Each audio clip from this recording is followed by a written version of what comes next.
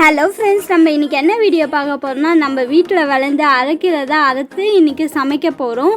கீரை ரொம்ப உடம்புக்கு நல்லது.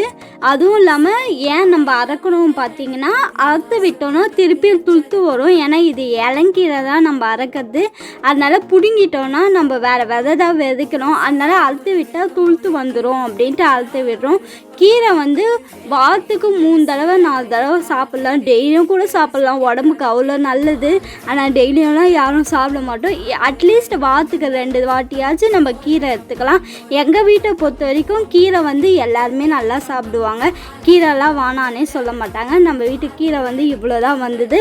அதை நம்ம இன்றைக்கி சமைக்க போகிறோம். சாதம், நம்ம வீட்டில் விளைஞ்ச அரைக்கீரை கடையல், அப்புறம் பார்த்திங்கன்னா ரசம் கொஞ்சம் வச்சுருக்கோம்.